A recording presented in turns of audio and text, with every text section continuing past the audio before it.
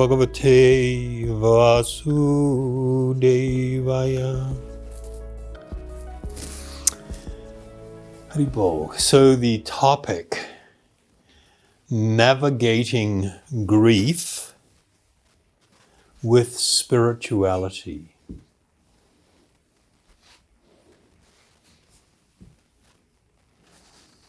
It's quite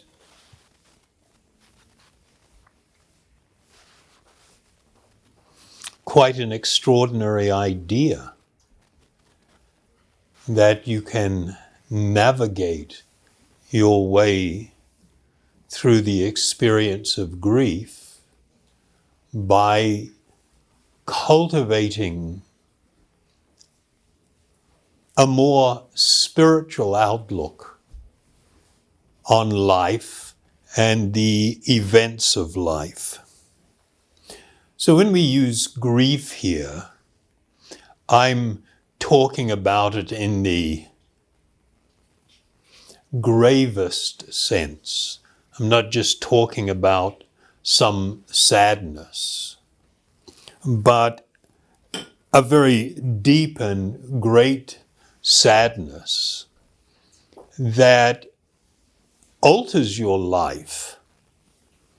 And when some people have this experience, it's like sometimes there is great difficulty in getting on with life. Sometimes people become almost immobilized in many areas of their life as a result of this grief. So it's not just the idea of sadness, but something much more grave that has a far deeper impact on people's life. In Sanskrit, the ancient language used in the ancient Vedic teachings that arose out of India, in the language that is used, they have two words that address this state of grief. One of them is shocha, and the other one is shucha. The word shocha doesn't just speak to great sadness or grief. It's also used sometimes to describe a flame or fire. And it's very appropriate because when we understand it in this way, we're talking about something that like burns us. It is like a fire of grief and painfulness that we experience within our heart and mind. When I'll post this talk online, and I was looking at a photograph that I'll use on the front slate. And it's a black and white photograph from the Korean War. And we have 3 or 4 soldiers in the picture, and they're obviously on the front line. And one of these soldiers is a young man, a very young man, who had just witnessed the very violent death of his very intimate and close friend. And he was so utterly devastated by the situation that he was in. It was almost like he was an infant, and he's curled up against a little bit older man who is cradling him and holding his head. And when you look at that picture, it really tears at your heart, because it really captures the idea of what we're trying to address tonight, which is this deep grief that almost, it's like it shatters one's life. Now, I'm going to present some ideas that people might find quite different. And because they may be quite different, they can potentially be disturbing. And I kindly ask you that if there is anything I talk about that you find deeply disturbing, don't just instantly react or close down, but actually be patient and try to listen to what is being presented. What I'm going to present is not my idea. It doesn't come from me. These are very, very ancient teachings and very ancient truths that have deep wisdom and actually can heal people and help people to live much better lives. We live in an extraordinary time where the value systems that much of humanity embraced over the past few thousand years has sort of all of a sudden become abandoned. And in that, people are more untethered. Untethered means like a boat its moorings have been cut. Now it's drifted away from the beach or the dock, and now it's at the mercy of the waves and the wind. And that is something that is actually becoming increasingly pervasive in society, particularly over the last 50 years. And of course, the result of it is not good. And that's borne out by the massive increase in depression, in unhappiness, in mental disturbance, in addiction to drugs, legal and illegal, that have come to dominate the world. The rise in suicidal thought and acts that, when you look at the statistics, particularly over the last 10 years, the rise is just like unbelievable. And it's very sad and disappointing. It's heartbreaking. And the problem is that people don't try to consider, well, maybe there's something wrong with the direction that we've taken. Maybe there is something wrong in how we have abandoned ancient wisdom and thought and ideas that actually help people through, extraordinarily difficult times. So, first thing I'm going to raise is that we live in a time when there is a huge pressure to buy into unrealistic ideas, to seek perfection in this world and in relationships that's actually not real. The nature of the world is that it is very imperfect.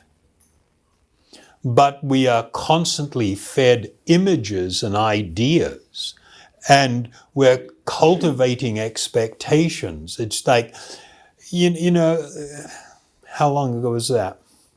Like 60 years ago, entertainment was maybe gathering around the radio in the evening and listening to some comedy show or a news broadcast, and then maybe some sort of soap opera. And you didn't do it for very long, and then you kind of switched off and everybody went and read a book, or, the kids played and they got on with stuff, and then they went to bed.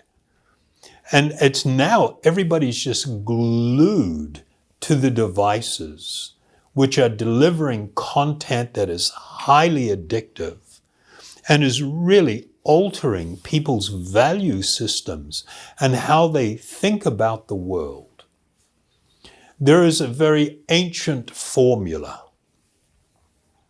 that is taught by almost all spiritual teachers, religious leaders in the world. And this idea is that ignorance equals pain. And the idea being that if I'm feeling pain in my life, suffering in my life, it will invariably be because I have adopted something that is fundamentally untrue. And when I adopt something that is fundamentally unsound, untrue, I am living in an ignorant way. I'm not living with eyes wide open. I have cultivated and developed false expectations from the world, from relationships. So one of these great realities of life, which is people really don't like to talk about and to consider, and that is the reality of death. That death, and when I say death, I don't just mean the death of the body. It can be, a relationship, a situation, an attachment to what I consider a home. With all these catastrophic floods and things that went on this year and last year, and so many's home, people had lived and built their lives and everything. And then all of a sudden, when they experienced like once in a century or once in half a century sort of rainfall, and then all of a sudden you've got houses swept away, communities destroyed.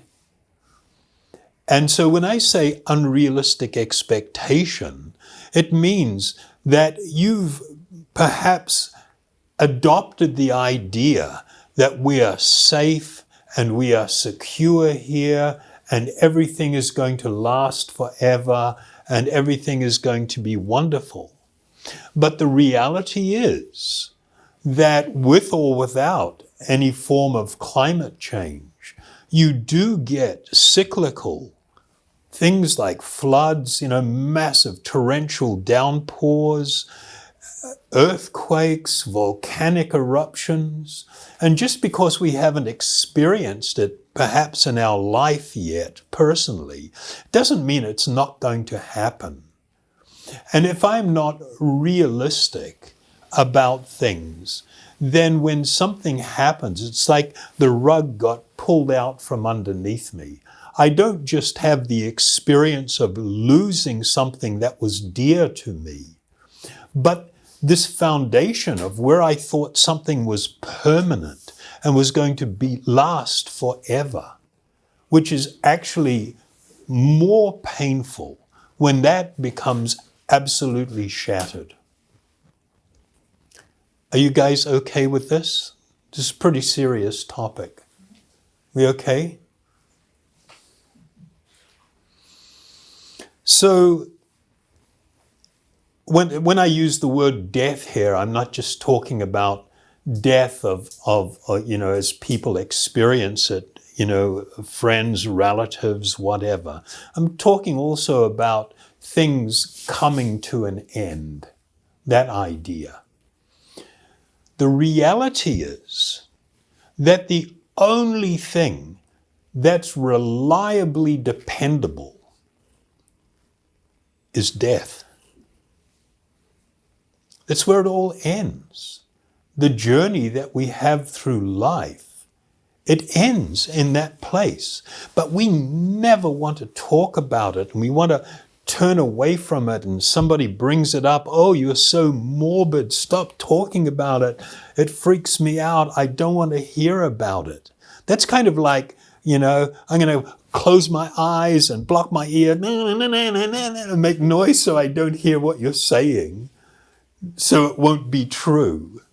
And it's kind of like, well, there is a great need to be very founded in life, grounded rather, and to understand and accept these types of realities. And I promise you this, if you live a life that is grounded in reality, even the idea of the impermanence of relationships, and that a time will come when we will part. If you are grounded in that appreciation, the way in which you live, the way in which you deal with those that are close to you will be different. It will actually be better.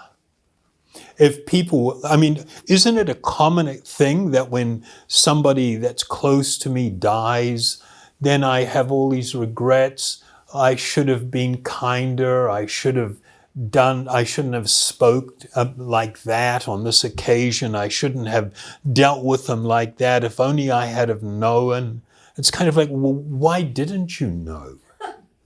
It's like, you should know. This is reality. And if we embrace this reality, it can actually help us become more dignified, compassionate, more tolerant, and live in a more healthy and also happy life. I remember few years ago, there was a woman that reached out to me. She was from up in Asia, and she had seen some of my talks online. And she was almost paralyzed with fear that her parents will die. And she had become so immersed and constantly thinking of this. And it was making her so she couldn't sleep. Her life was unbalanced. She was constantly crying. It was becoming obsessive in constantly ruminating on it. And it's sort of like, well, it shouldn't really be that tragic. And I'll explain what I mean by that in shortly. One of the very ancient texts that we use in the study of Vedic or yogic wisdom, there is a verse that describes the 6 states of being that all living beings experience.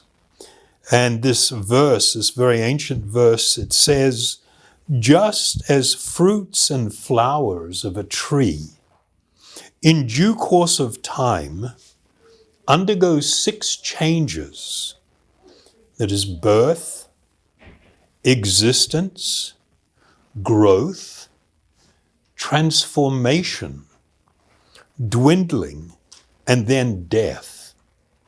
So maybe I'll just touch on some of those things. Everybody experienced birth, and then the experience of existence, beginning to grow as a child, and then the body grows into maturity. And then there is transformation, which includes actually a concept of reproduction, but then the body beginning to go through transformation also in the form of aging. And then you reach a prime, and then after that, it is downhill all the way. Sorry. Age is not just a number, it is a reality. And you go through a process of a dwindling of the organism. And then finally, death. So I'll read from the beginning again. Just as the fruits and flowers of a tree in due course of time undergo 6 changes: birth, existence, growth, transformation, dwindling, and then death, the material body, which is obtained by the spirit soul under different circumstances, undergoes similar changes. However, there is no such changes for the spiritual soul. And this is just like a really extraordinary idea. The foundation of practically all suffering and unhappiness in the world is the fact that we are disconnected from our true spiritual identity as being an eternal spiritual being. This body which I am residing in is not me. It is a garment. It is something that I am using. I am neither the gross physical body, nor am I the mind.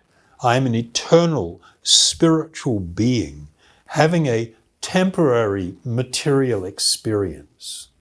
And just like it is described here, this 6 transformations, this natural process, your body will go through those changes, but the spiritual being within does not. You are eternal and you remain forever an eternal being. For the soul there is neither birth nor death. Death is the body. When the spiritual being, when the person leaves the body now manifests its real nature, which is it's dead. When there is a presence of a spiritual being within the body, it lends consciousness to the body. And the body appears alive and to have personality. But as soon as the person leaves, then we see it in a different state.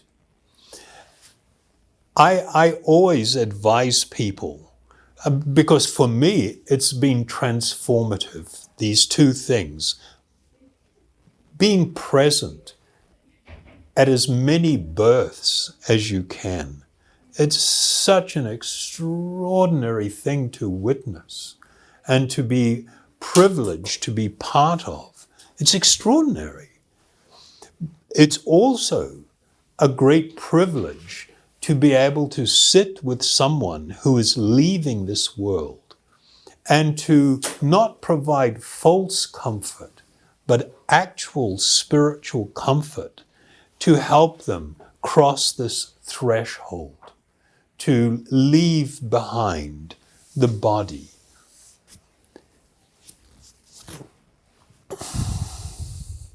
But unfortunately, we live in a world where almost everybody falsely thinks of the body as being the self.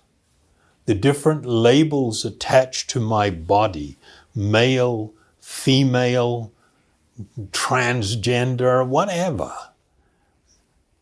The idea of a racial identity or a group identity, a national identity, a certain type of expression like, oh, I'm an artist, I'm a musician, or I'm an engineer, I'm a plumber. You know, all of these designations related to the body are not designations of the spiritual being. They are all left behind when the person leaves the body. The cultivation of this spiritual idea where one can actually come to experience and connect very deeply with my actual spiritual identity and begin to perceive this world and other beings, my own self, completely differently, is the foundation of spiritual life. The recognition and the deep appreciation of our spiritual being, our spiritual identity. And it is rare because, unfortunately, in this world, almost everybody is completely lost in the identity, the false identity of the body as being the self. And this is a source of massive misery and unhappiness. So it's not, when we talk about these things, don't misunderstand and think that we are being cold-hearted and not being sensitive to people's suffering. It's just the opposite.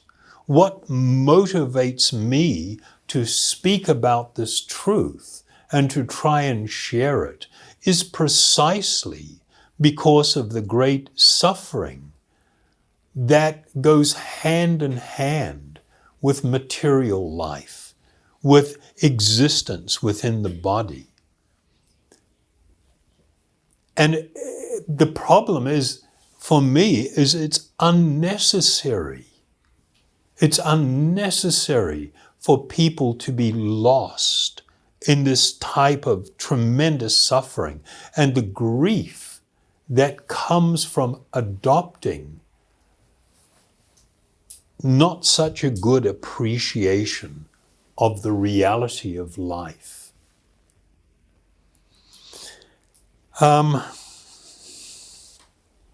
As they say, there is a biblical saying, and the truth shall set you free. It's difficult to appreciate how profound that idea and that truth is. But if we can embrace truth, real truth, deep and spiritual truth, eternal truth, absolute truth, one can be, it's not that you won't suddenly, your body's not going to die. No, you know it is, and you can embrace it. It's not that you won't be sad when somebody that you're close to, has to experience what is called death. No, there's going to be some sadness there, obviously, and that's not unhealthy. That's not abnormal. That's normal, and that's healthy. It's good if you can build relationships where you care about someone. That's so much better than living a self-centered life where you don't give a crap about anybody. You're just living for yourself and just taking wherever you can take. To have a relationship where you care about somebody, it also involves in the idea of a giving of yourself, not just the idea of a taking. You become more generous of heart. You give of your time. You practice tolerance. You demonstrate patience. And in building a relationship with someone, when you become separated due to the event of death, it's not like you don't feel sad. Of course you're going to be sad, but you are not incapacitated. You are not driven to the depths of grieving to the point where you can't even get on with your life and do what you need to do. You know, part of the cultivation of spiritual understanding is to appreciate and understand, what is the purpose of my life? What purpose does it serve, or should it serve? And the spiritual teachers tell us that the human form of life is the most amazing gift, because you have facility, you have a faculty that makes it so you can question, who am I truly? Why am I here? What is life actually for? And we understand that this journey, this seeking to answer those questions, is the journey of self-realization, the journey of coming to experience this awakening of who you truly are as an eternal spiritual being. So there is another ancient text. It was actually recorded 5,000 years ago. It's called the Bhagavad Gita, which literally means the Song of God. It's a very beautiful and astonishing text. Parts of it are quite difficult for people because it sometimes contains topics and ideas that many people in the Western world have never encountered. And so it sometimes can be a little bit disorienting. But what I'd like to do is just read a few verses from that, because it's very pointed in relation to the topic that we're discussing. This was a conversation on a battlefield where Sri Krishna spoke with a great warrior prince. His name was Arjuna. And there was this huge, unbelievably huge array of military might of two great armies that were coming to do battle. And in that, there was actually a division of a great dynasty where many family members were on one side and a whole bunch of other family members were on the other side. And they were having, they're ready to go with this great battle. And Arjuna asked that his chariot be drawn between the battle lines so he could see who was facing off in this battle and then return. And then he just went into shock because he realized how fratricidal this battle was going to be, where relatives were going to be subjected to killing each other. And it's like, over what? Over what? And he became so overwhelmed that he actually began to break down. And even though he was fearless in battle, he was a great warrior, suddenly he was overwhelmed by what he experienced. And he said he was just shaking and he couldn't even hold his bow, which was his weapon of choice. And he couldn't even stand. He had to sit down because he was going to faint. And he spoke about why he shouldn't engage in this great and terrible act.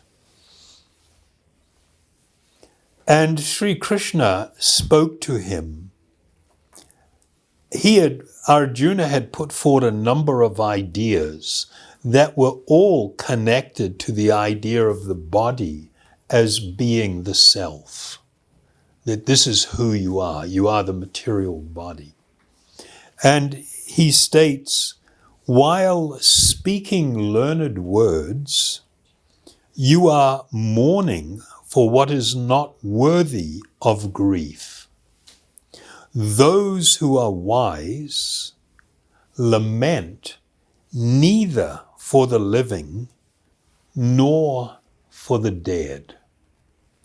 And that's just like, wow, is that heartless or what? And it's absolutely not heartless. This is deeply compassionate. That when a person becomes overly invested in the false idea of the body as being who we are, our identity, then it leads to different types of choices and actions in life that are not in our eternal interest.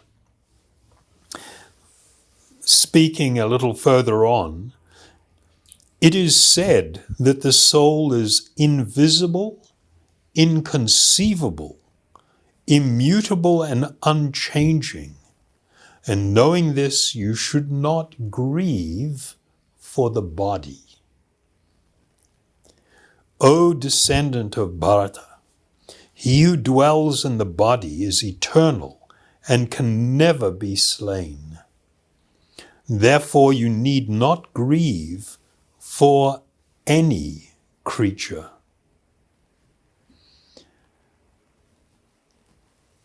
I'll just relate one experience that I've had one time. I had a friend in India he was a Muslim guy, and we were connected with the same company, which was a Malaysian company, and I was doing, real estate and stuff in India.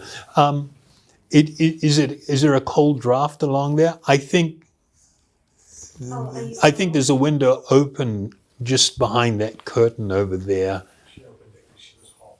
Oh, okay. Okay. Temperature-wise? Yep. Just let us know if you want. People cold. Should we open the door a little, get a bit more airflow in here, maybe? Yeah. So he was such a nice person. He became very interested in meditation and these spiritual practices, and him and his wife and family became vegetarian, and which was quite unusual. And we had a meeting, and I had flown into Mumbai for this meeting, and he said, before going to the meeting, can we go a little earlier and pass by the hospital? My father's in hospital. I said, sure, let's do that. So we went by the hospital, and in the hospital, he introduced me to his father and mother, who I had not met. The mother was very intelligent. She was a university professor in mathematics and statistics, I think. And he had one other brother who was flying in from South Africa. And so he introduced me, so I sat by the father and greeted him. And then the doctor came to the door. And when the doctor came in, I saw everybody look. And so they all kind of got up and went over to the doctor, who led them out into the corridor. And the father was there. So I wanted to see what was going on, if I could be of some help. I excused myself and went out. And the doctor revealed that the father had stage 4 cancer. And there was no chance for any of the treatments that they could provide would make any difference whatsoever.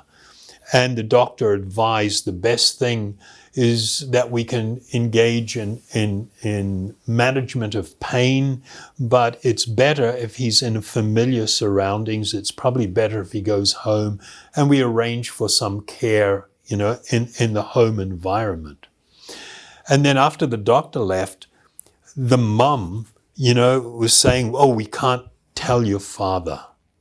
We can't tell him this. He's deathly afraid of cancer, and he's just going to freak out, and we can't tell him. And they made that decision. And I called my friend aside, and I told him, you absolutely can't do this to your father. He's not like an animal. He needs to know what is happening. And at this very important part of life, which we all need to learn how to face, he may want to seek forgiveness for things that he may have said or done. There are others who may want to seek forgiveness from him. And it's really, really important to settle a lot of these things so that a person can move on in a more peaceful state. So I said, if you do this, I'll be really, really upset with you. And so he went out and talked to his mother and his brother who had just arrived. And they had a very animated conversation for about 20 minutes, raised voices and everything. Then finally they agreed, and they came back in. And they said, okay, we agree, we'll tell him. So then I asked, so which one of you are going to talk to him? And they all started looking at each other and trying to get each other to do it. And nobody wanted to do it. And to me, that was heartbreaking, that we don't even know how to deal with the most common and expected thing in life, which is death. Don't know how to deal with it. And I had just met this family. My friend I knew for a long time, but the family I just met, 45 minutes before. And so they asked me, can you please speak to him? And it was like, what? Me? They said they don't know what to do. And please, I think you know best how to deal with the situation. So I saw that, there was no real option, and reluctantly I accepted that responsibility. So I went and sat on the chair next to the bed, and I held the father's hand.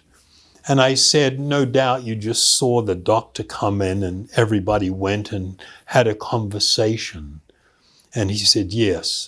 And I said, well, the news is not good, that the prognosis is quite serious. Your medical situation is very serious. And then I said to him, but don't worry, you're not going to die. And you should have seen the mother. She was like, what? What am I saying? And so I told him, your body is going to die, but you are not. You are an eternal being. It is going to be this time which is natural for all of us, where you are going to have to leave behind this body. But there is nothing to be fearful of. You are an eternal spiritual being. You will be fine. Don't be disturbed by this. And because they are, their religious tradition is as Muslims. So I told him, it's going to be best that you go home, and the doctors can help with any pain management that may arise because of the nature of the disease. But what you need to do now is anybody that you want to speak to and settle things or clear things, you need to do this early, somewhat urgently. Don't waste time not doing this. And then in a restful place, you have to begin letting go of things. This is time to really let go. Have somebody read to you passages of the Quran, which, there are many beautiful and quite enlightened passages there. Many people are unaware of this. And they have a tradition where they have 99 names of God or Allah. And I said, it would be in your interest to spend time simply being absorbed in these spiritual sounds. They are going to really help you, and they are going to be like a boat. The only thing that you can bring with you when it is time for you to leave is these spiritual sounds. And they are like a boat that carry you across an ocean to a shore of safety. He shed some tears, but he wasn't afraid. And squeezing my hand, he thanked me. He said, "I thank you very, very much. I really thank you for what you have given me here." And I instantly reflected on that verse that we had read out, that the cultivation of spiritual knowledge can save one even from the most dangerous form of fear.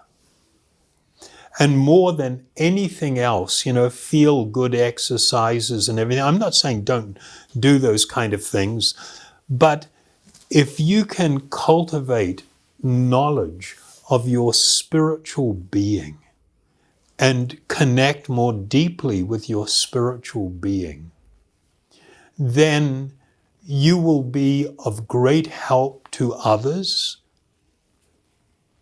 who are faced with the inevitability of an end to this journey in this particular body. And you yourself, while feeling sadness, definitely will not experience grief to the point that it immobilizes you. This is a huge subject, and like I said, there will be some things that people may be hearing that are sort of like, they're going to struggle with a little bit. And it's okay. We don't have to resolve everything at this moment. This has been streamed, and you can see it on their Waikato Meditation Facebook. But I'll also post it on my website. And I would encourage you from time to time to revisit this talk and to consider it each time a little bit more deeply. But the thing that will be transformative for you and actually really changing the way that you are thinking perhaps and the way that you have been conditioned to see things is this meditative process, the chanting of these spiritual sounds. More than anything, it clears away the debris and the dust and cobwebs in the mind and heart. It's like the dissipating fog. When you're stuck in the middle of a really bad fog and you can hardly see 3 feet in front of you, and you're trying to drive down the road, and it's kind of like, whoa, it's pretty scary. But as the sun begins to shine, then gradually it begins to dissipate the fog, and gradually it lifts, and you're able to see now a substantial distance. This is the impact of this form of meditation. It will actually gradually, bit by bit, completely change the way you look at yourself, the way that you look at others, and the way that you look at the world. And the way that you will be seeing things will be founded on a far more spiritual foundation. And it's such a relief. One can be relieved of so much of the weight that comes from material life. So I'm going to lead you in a short kirtan. And when that's done, during the... May I have a dinner? Yeah? No, nothing. Yeah, during dinner, if you wanted to ask any questions, please feel free, and I will do my best to answer them appropriately. Okay? Thank you very, very much. Hari Bol.